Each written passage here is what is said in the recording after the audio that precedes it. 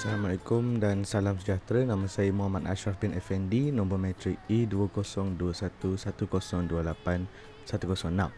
Baik, pada hari ini saya akan bentangkan tentang bangsawan.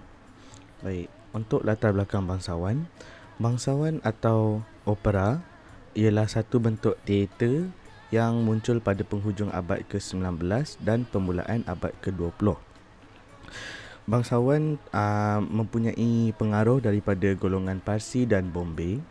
Istilah bangsawan merujuk kepada cerita dan watak yang terutama berkaitan dengan kerabat diraja Melayu. Setiap persembahan bangsawan terdiri daripada satu atau lebih cerita yang diiringi dengan lagu dan gilir tambahan atau ekstraten yang bermaksud lagu dan tarian. Ataupun orang lain boleh kata selingan, persembahan selingan. Bangsawan juga bersifat komersial. Seterusnya kita pergi kepada gaya persembahan bangsawan. Baik, golongan diraja dan golongan atasan dalam masyarakat telah menampilkan cerita dan watak-watak mengenai golongan orang atasan serta menampilkan etika atau adat istana. Persembahan bangsawan mengikut amalan tradisi dan tidak berpandukan skrip. Pelakon hanya diberitahu tentang rangka atau sinopsis cerita dan terserah kepada mereka untuk membina dialog dan membuat improvisation dalam lakonan mereka. Pementasan bangsawan memetik cerita-cerita daripada Arab, India, Barat, Cina, Jawa dan juga cerita-cerita daripada sejarah Melayu. Diselitkan juga seni kata tradisional Melayu yang indah, contohnya pantun, syair, termasuk juga unsur moden seperti monolog dan soliloquy. Seterusnya kita pergi kepada alat muzik yang digunakan dalam persembahan bangsawan. Baik, kombinasi pertama lebih dikenali sebagai orkestra Melayu yang mencontohi orkestra tarian. Alat muzik yang digunakan termasuk viola, trumpet, trombon, saksofon, piano, gitar, bass, drum dan percussion. Kombinasi pertama ataupun orkestra Melayu ini dimainkan untuk persembahan tarian dan teater. Baik, seterusnya kita pergi kepada kombinasi kedua iaitu ensemble ronggeng. Ensemble ronggeng ni digunakan dalam teater bangsawan untuk cerita-cerita Melayu dan Jawa.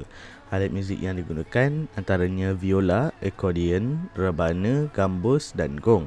Namun pada masa kini, alat-alat muzik moden telah diterapkan ke dalam ensemble ronggeng ni. Contohnya alat muzik seperti piano, drum, bass, gitar. Baik, seterusnya kepada kombinasi ketiga iaitu ensemble India. Ensemble India dimainkan dalam bangsawan yang mempunyai latar belakang berkaitan dengan cerita-cerita Hindustan. Alat muzik yang digunakan antaranya harmonium, tabla, tabla gendang atau kedua-duanya. Baik, seterusnya kita pergi kepada lagu-lagu dalam bangsawan ataupun dikenali sebagai repertoire. Baik, lagu yang digunakan ialah lagu yang khusus untuk situasi atau watak dalam drama atau teater tertentu. Corak atau tempo bagi setiap situasi atau watak dramatik juga berbeza, seperti lagu asli dalam tempo perlahan, contohnya lagu Nasib Pujaka Mati Dasha Alam, dan waltz laju untuk lagu Pemandangan Taman atau dalam piece Dona Wallen. Setiap lagu dikaitkan dengan elemen muzik tertentu seperti tekstur linear dan juga tekstur homofonik. Apakah maksud tekstur linear dan tekstur homofonik? Baik, tekstur linear merupakan garis melodi dan corak perkusi yang bebas serta tidak menekankan tentang harmoni. Manakala tekstur homofonik merupakan melodi yang diiringi oleh triad dan harmoni. Baik, seterusnya kita pergi kepada corak irama bangsawan. Terdapat banyak corak irama yang sesuai dengan adegan situasi dan watak dramatik tertentu.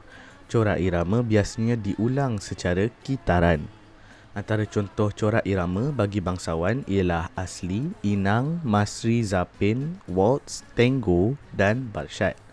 Kebanyakan karya bangsawan dalam bentuk strofik Liriknya terdiri daripada pantun dan syair tradisional. Seterusnya kita pergi kepada busana yang berkait dengan bangsawan.